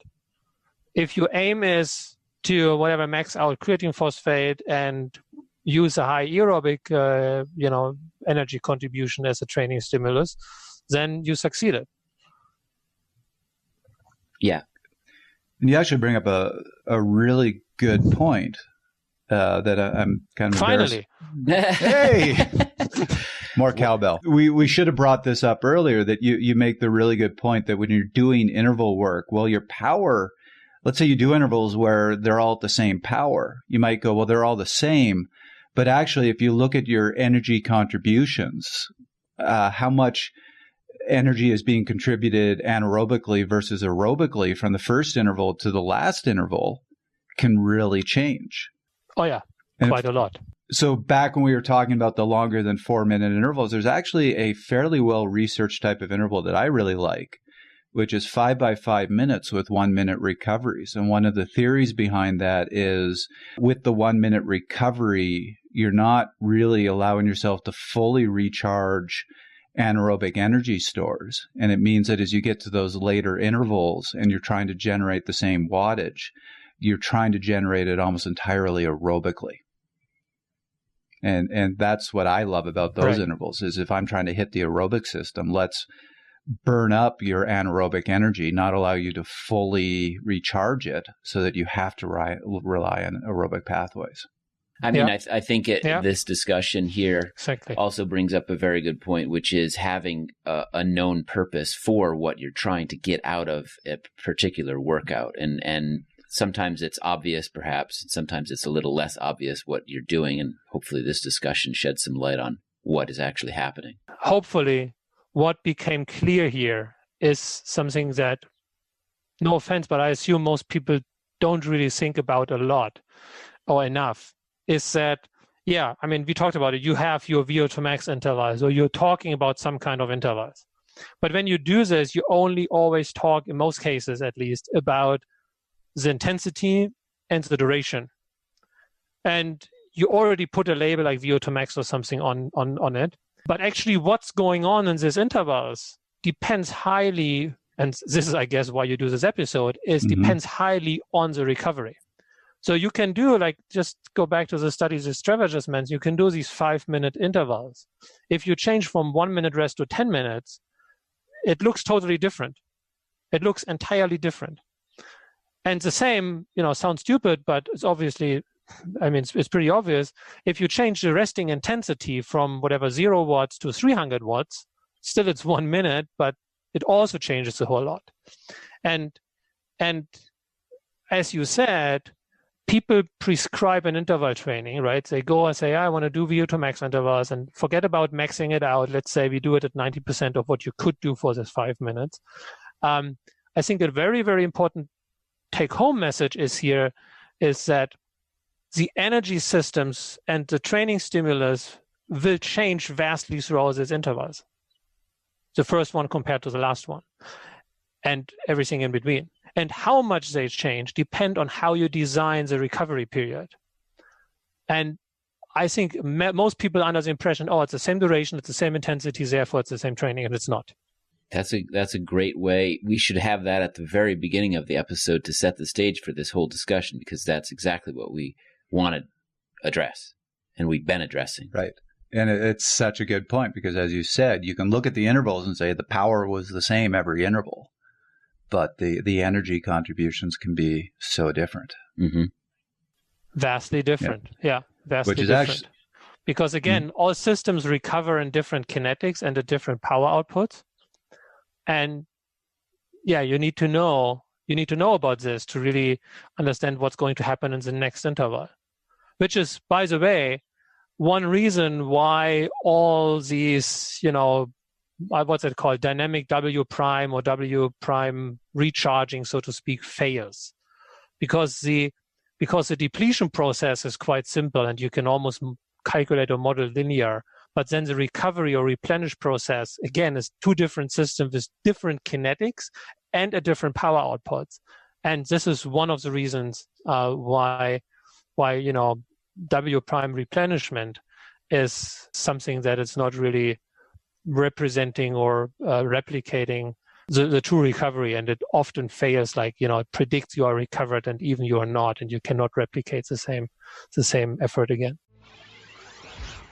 I gotta admit, we haven't been hiding our thoughts on things like Watt Prime. There's certainly a value to it, but there's also some issues. But one thing that's certain is there has been a lot of effort put into measuring that drop in the anaerobic metabolites or that anaerobic capacity to figure out optimal recovery lengths. Dr. Stephen Chung, a professor at Brock University and the head physiologist for Exert training software, has been working on one of these metrics. I think so many people overlook that process of recovery, and any interval can be made harder by doing more intervals, by doing the intervals harder, or shortening the recovery, right? Because if you do the next set already at a fatigue state, it is going to be much more of a training stimulus. And that's actually one thing we're able to quantify and design workouts in Exert with. It's to be able to have workouts where you time your recovery, not just based on time or even on heart rate, but based on our model of your maximum power available, which is really analogous to fatigue. So we can have workouts that deliberately take you to a set level of fatigue, allow you to recover to another kind of level of recovery. It may not be full recovery, and then that's when the next intervals start. So I think that is a huge factor in kind of designing quality intervals. It's, again, not just the intensity of them, not just the number of them, but also in the recovery. And I think too many people kind of overlook that. They either overlook that and, again, if you're doing a sprint workout and where you want to really generate max power, after maybe 2-3 minutes after a sprint, you start feeling, okay, I'm still pretty good, but yet you're still not fully recovered, right? But many people kind of, I want to get in more sprints. I'm already feeling good. And, surprised their next sprint and their sixth sprint isn't as strong as a result. Whereas you really want to balance that and take that full recovery. And again, I think one of the strengths of our software with Exert is that we can tell you exactly when you have recovered to kind of the appropriate amount for that workout. And you can also design workouts to target specific levels of fatigue. But to get back to your original question, I think it is huge, the recovery aspect, just like recovery from an overall workout. Too many people overlook that. I think people tend to overlook that during an actual workout itself. Okay. Now, so knowing that you could probably write a whole book about the rest periods, any couple quick tips for people on how to pick their recovery length? I think it really depends on your focus and the target of your workout. Again, if it is a pure sprint workout where you want to be as rested as in between sprints, you want to really err on the side of having a long break of much longer than you think that you are, beyond where you feel that you're ready for the next one, because your whole target for that is to generate max power and from as fresh a recovery level as possible.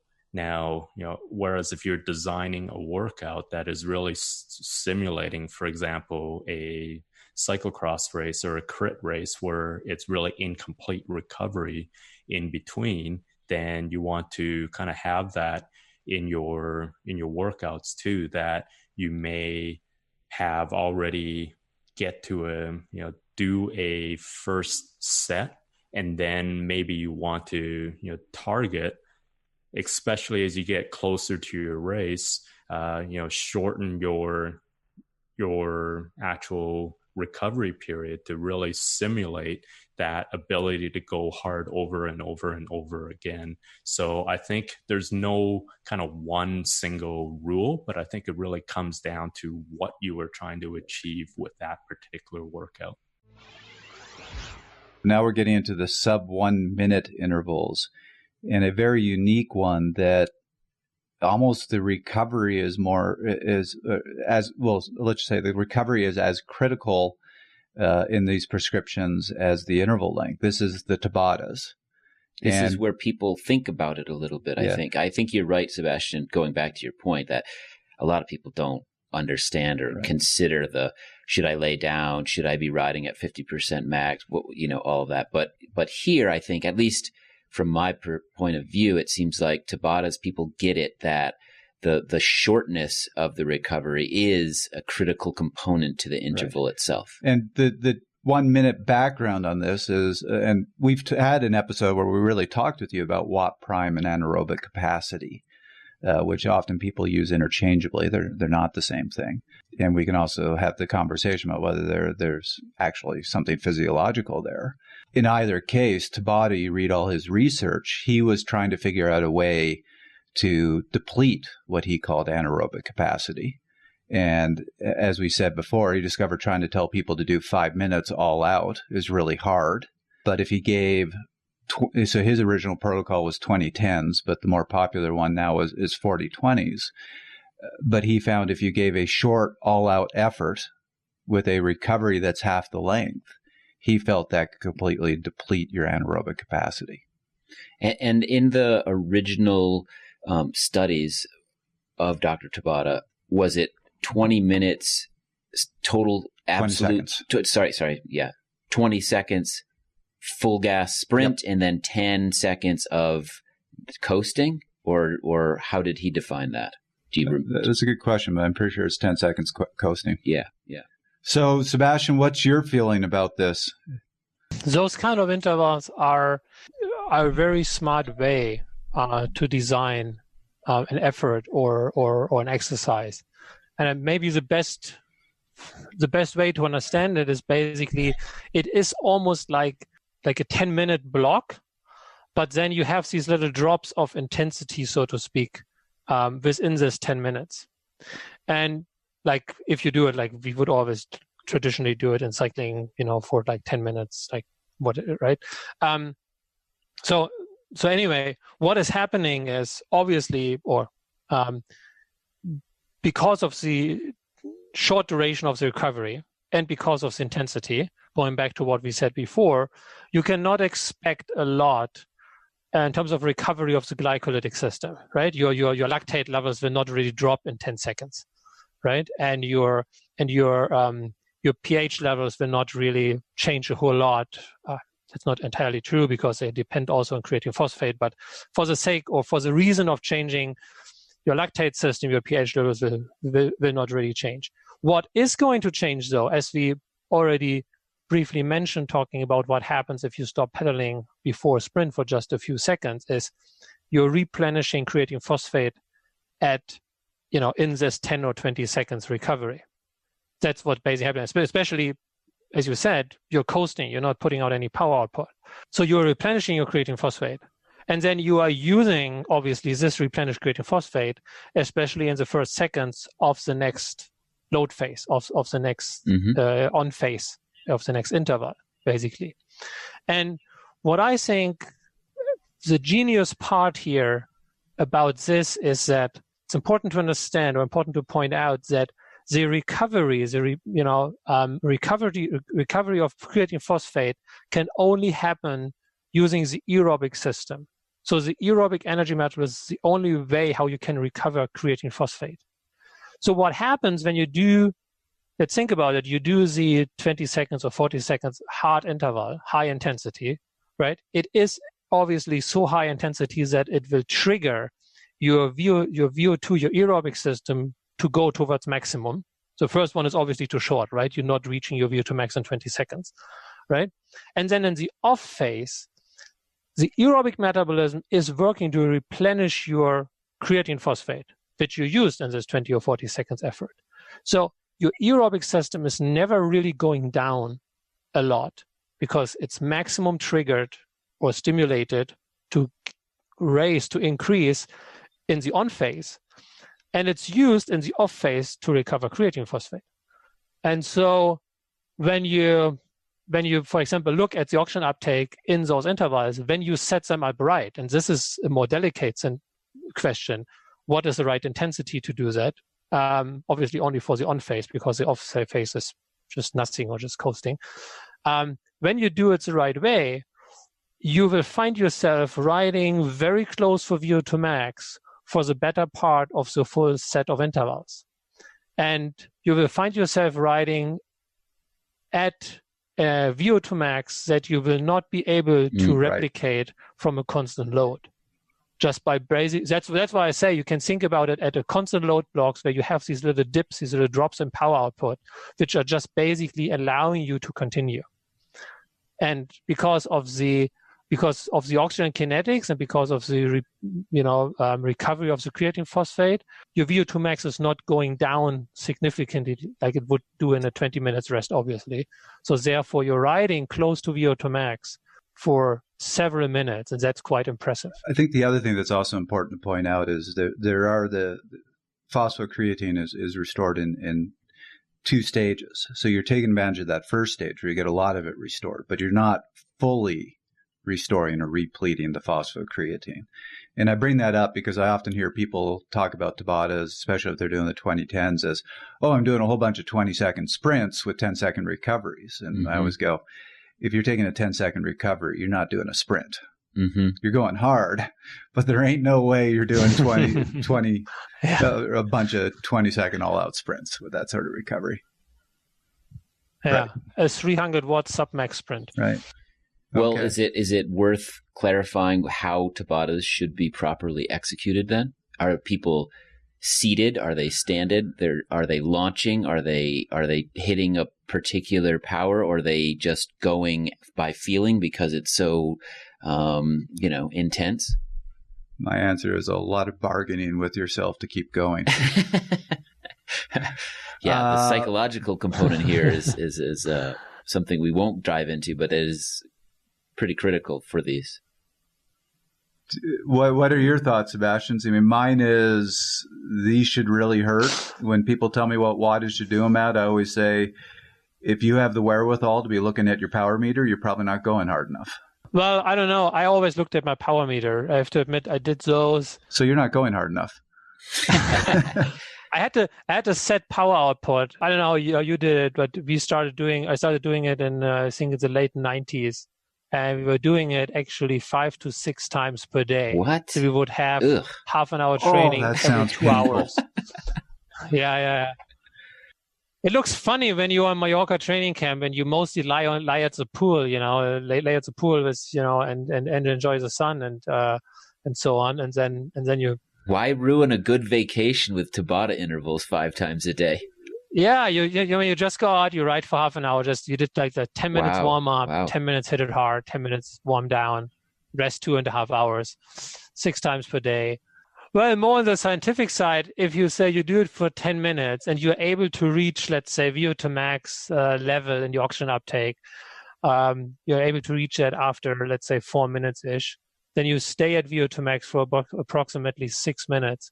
If you do this 6 times a day, then you have a day in where you spend 36 minutes at your VO2 max. And I can't imagine any other workout of the day giving you the same 36 minutes. Yeah, I mean, it sounds amazing. It just sounds incredibly painful. The most important question I have for you is, between the different sessions, were you changing out of your bib shorts or were you keeping them on all day long? Randomly, just... Maybe I'll change, maybe I won't. Maybe I'll wear the chamois, maybe I won't. I mean, you know how they say it's time. It's time in the chamois that counts for training time, right? No, but seriously, the biggest issue here is the fueling, because you can't really have a real meal, right? Like when you come back, you don't feel like eating for half an hour, and then if you eat something real, then you don't feel like doing the intervals, right? Or you might lose some weight doing them. That was most of the issue, that you basically only eat you only drink carbohydrate drinks and gels and bars throughout the whole day. And that also sets up your stomach a little bit. So that part was not really nice, actually. You said you started doing these in the late 90s.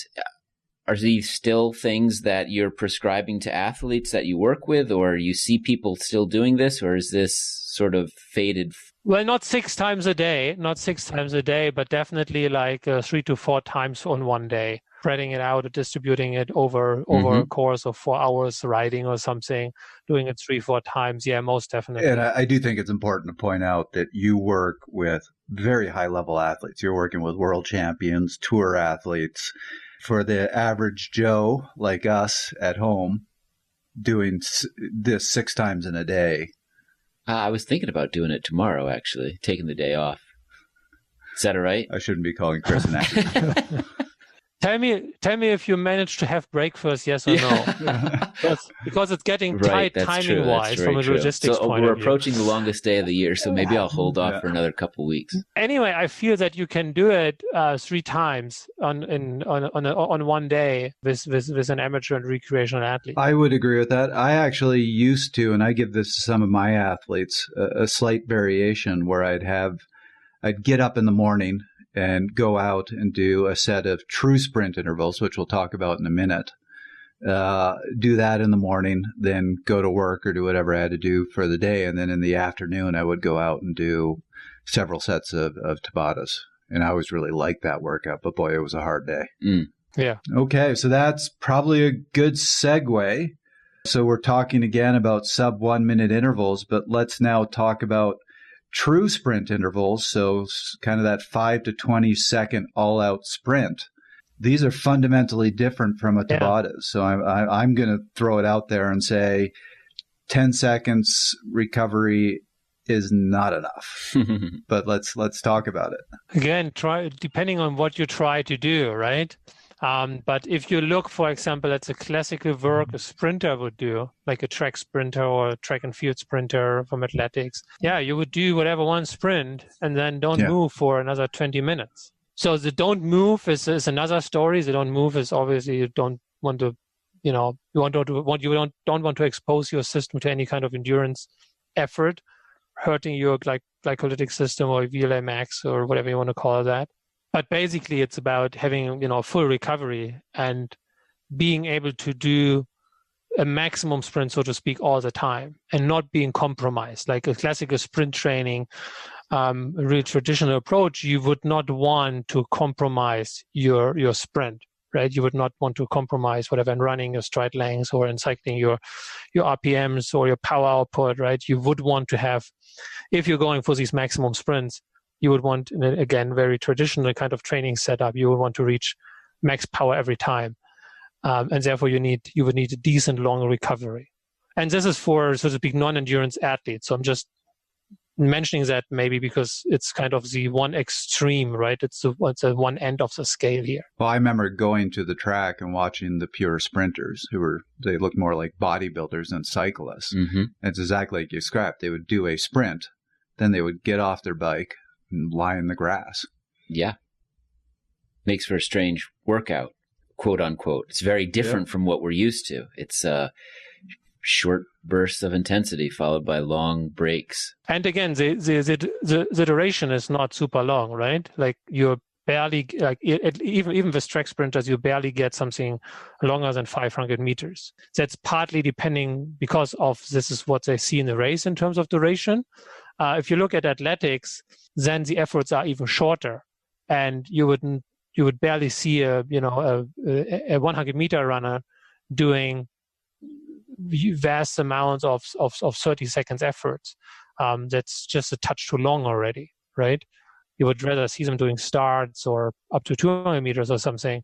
Because I think what's important to understand here is that in a 30 seconds effort, at the end of the 30 seconds effort, approximately 2/3 in, your glycolytic energy system already is significantly impaired. So your glycolytic energy supply is already reduced halfway or after 20 seconds into an all-out sprint, quite significantly. So obviously, if this is a system you try to hit with a maximum training stimulus, you don't want to, come into this range where it's already impaired or hampered or downregulated. That's personally why when I give athletes a true sprint workout, the longest I'll prescribe is 20 seconds. Often shorter. And when they ask me the wattage, I basically say, you want to try to PR your wattage every single time. Yeah. When was the last time you did a true sprint interval workout, Trevor? September. Oh, yeah. Why? Because my sprint is horrible. I thought you had just given up. I thought your answer was going to be something like 1987. No, this is the train your weaknesses. It's just also the sad thing that I do think sprint power is more genetic than training, and I do a lot of sprint work, and I still rarely ever break 1,100 watts. Mm-hmm. So let's get to the recovery length, and let's move away from that pure track sprinter and talk about the endurance athlete who's doing some sprint work. What would be your feeling on both appropriate length for the interval and then appropriate length and intensity for the recovery? Right. I mean, again, if you want to trigger your glycolytic system, you want to increase the possibility of your glycolytic system to produce energy, call it increasing VLA max, then you maybe should not go much longer than 20 seconds, because this is the duration where you can really max out the system.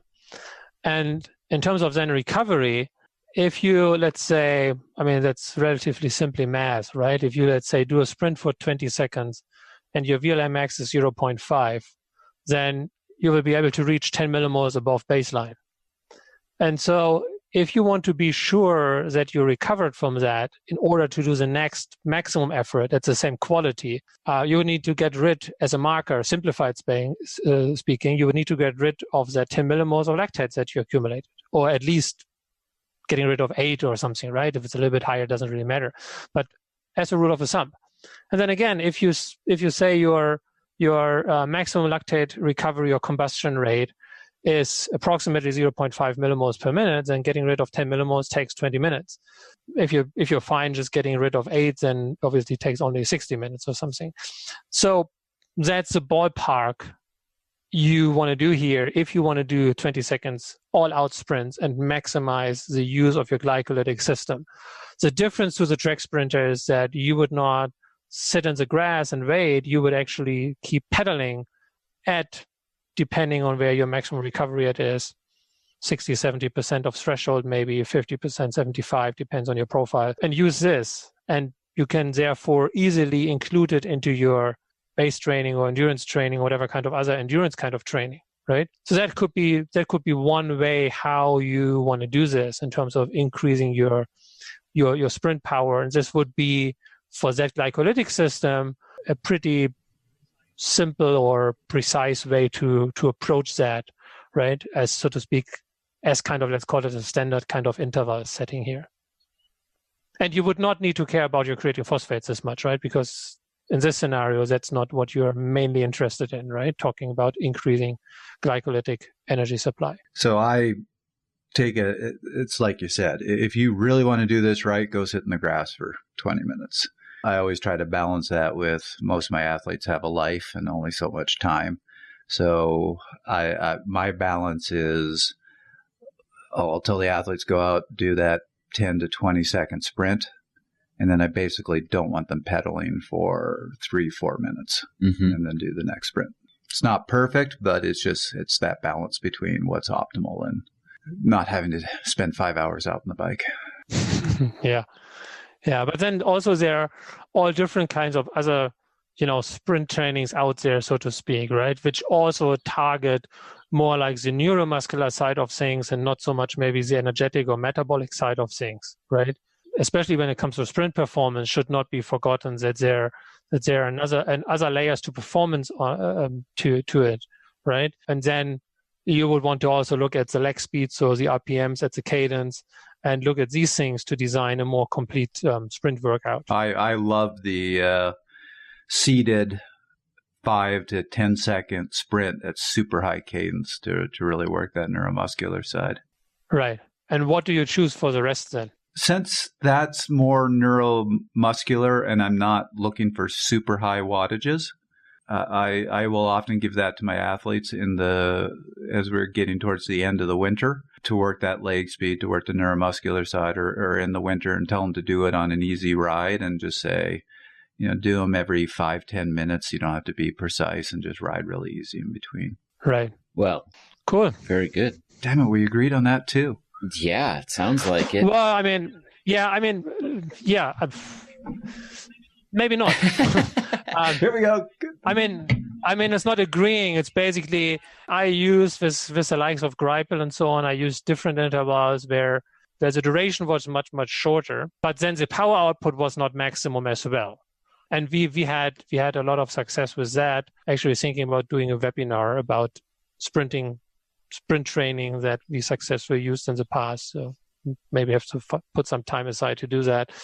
Yeah, so we had different, over the years, working with guys like him and Peter and so on. It's like try different kind of scene and try different kind of sprint training, which sometimes deal with much, much shorter recovery. But then again, in order to fulfill that and in order to have a good quality, which again for me is important for talking about neuromuscular work or adaptation, the power output would not be maximum, but it would be more like a controlled thing. And then especially with sprinting, when we design an interval training program or sprint training program, I think especially sprinting, we need to talk about if we do it seated or out of the saddle, or if we allow that to be mixed. Because like obviously in a 5-minute effort, only a relatively small amount will be out of the saddle if you allow for it. For me, you should not, but if you allow for that. With a sprint of 10, 15, 20 seconds, the majority of the duration of the effort can be done out of the saddle. And then depending on what you want to use it for and what your idea is, why you're doing this, I think we should be precise and strict on how we prescribe those seated out of the saddle. Oh, I agree completely. And when the focus is neuromuscular, that's part of why I tell my athletes it's not about trying to hit your peak power, because I'll watch my athletes sit there going, moving their body all over the bike. The form is awful. And you go, that's bad neuromuscular training. So when I give them those sprints, it's seated and it's as hard as you can go while maintaining good form, because that's what you're trying to train. Right. It does sound like we'll have to have you back on the show, Sebastian, to do a whole episode on how to improve your sprint, both from a training point of view, from a neuromuscular point of view, from a technique point of view, because you've worked with some great sprinters and you have some knowledge here that Trevor probably doesn't have because he can't break. So this is where we're going to get into having a video component to the show. We're just going to video me sprinting. Yep. And with that caption of, here's what not to do. Now let's talk about the right way to do it. Exactly. Could be an interesting case study to try to improve your sprint. Right? It could. That could be great. I have tried a whole bunch of things. I have actually once in my life won a sprint, but it's because I possibly found the only person on the planet with a worse sprint than me. Are you going to name this person? No. Okay. He would not appreciate it. Yeah, all right. And it was the biggest gimp sprint you've ever seen in your life. Well, I mean, again, look, we could try, right? We could make a nice case study out of that. I think we should. Maybe it will not work, but I think it will be fun for Chris and me at least. Yeah, absolutely. To just sit there and laugh, yeah. And if we can somehow make this happen on Mallorca with all of us there, that'd be even better. We have to do a trip to Mallorca to work on my sprint. I like this. Yeah, all right. Let's do this. I will embarrass the heck out of myself. Good. That's what we need. Well, Sebastian, you've been on the show. It's been a while, but you know that we like to close out with take-home messages, most important things that we want people to take from the episode. Are we ready to go there? And are you ready? Go. Are you ready to give us your final message here? So for me, I think the most important message here is that people often think that defining a duration and defining of an intensity of interval training defines what kind of stimulus it is in terms of training or adaptation. What often is forgotten or basically remains unknown because it's often not even prescribed is choosing the right intensity and the right duration for the recovery, because this will change a lot what's going on metabolically, what's going on physiologically during these intervals. And therefore, it's important to remember that just because you're repeating the same power output doesn't mean that you're repeating the same metabolic stimulus. This will, in most cases, change tremendously from the first interval to the next, to the next, to the next, to the last. And that's something to take into account and really think about it and really set up a training program where you prescribe intensity and duration for recovery. I'm just going to add a little bit to that. And look, Sebastian, we sent him the outline and he emailed us and rightfully said, Trevor, you left a few things out. So basically my 1 minute is actually a 1 minute that Sebastian sent to me. So this is actually Sebastian's 2 minutes. It's his second minute. But it's expanding on that. What I'm going to say is there's a lot of prescriptions out there that look really cool on paper, like do a 1-to-1. So whatever length your interval is, the recovery should be the same length. And they look cool on paper, but what's the physiology behind that? And I think the best way to approach that rest is to say, what physiological effect am I looking for? Am I trying to recharge my phosphocreatine? Am I not? Am I trying to let my lactate levels come back down or not? You need to look at what's the best physiological effect and then choose the recovery length and intensity appropriately. Mm-hmm. Chris? Well, yeah, I think when you first suggested we do an episode on rest periods, I was like a lot of people out there, and I thought, well, that doesn't sound all that interesting. But I think that this was a very compelling conversation that touches upon the importance of this topic that is just neglected or ignored or forgotten about by so many people. So I do hope that people listen to the entire episode. I think there's so much to take from this episode. That's my take home, is that this is in reiterating what you guys have already said, which is this is a very critical part of training, but a lot of people don't think too much about it.